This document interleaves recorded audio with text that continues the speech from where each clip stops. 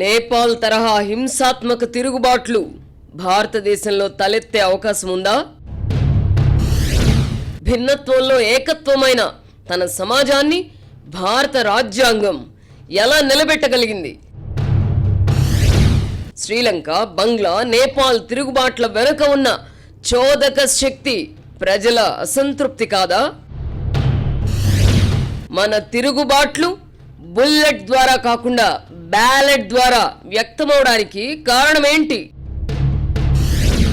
దేశంలో ఎమర్జెన్సీ విధించిన ఇందిరాగాంధీ అనుభవం మనకు నేర్పిన గుణపాఠాలేంటి? ఎన్టీఆర్ ప్రభుత్వాన్ని బర్తరఫ్ చేసినప్పుడు పెల్లుబికిన ప్రజాగ్రహం వ్యక్తీకరణ ఎలాంటిది? పాలకుల అరాచకాలను శాంతి కాముకులైన ప్రజలు ఎల్లవేళలా సహించే అవకాశం ఉందా? ప్రజాగ్రహానికి గురి కాకుండా ప్రజాస్వామ్యబద్ధంగా పరిపాలించాల్సిన బాధ్యత పాలకులది కాదా?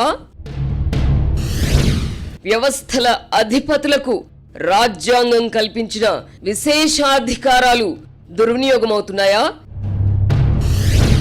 చట్టసభల బిల్లులను గవర్నర్లు, రాష్ట్రపతి తొక్కిపెట్టడం రాజ్యాంగ స్ఫూర్తికి విరుద్ధం కాదా?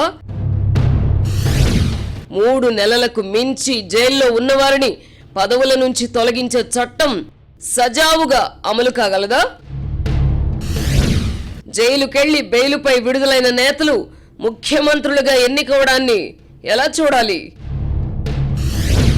జగన్మోహన్ రెడ్డి కారణంగా న్యాయ వ్యవస్థ విశ్వసనీయత ప్రశ్నార్థకంగా మారిన మాట నిజం కాదా? మనం గొప్పదని గర్విస్తున్న రాజ్యాంగ స్ఫూర్తికి మనమే తూట్లు పొడుస్తున్న వాస్తవాన్ని అంగీకరిస్తామా? వర్తమాన రాజకీయ పరిణామాలపై ఆర్కే మార్క్ సునిశిత విశ్లేషణ. వీకెండ్ కామెంట్ బై ఆర్కే ఈరోజు రాత్రి 8:30 గంటలకు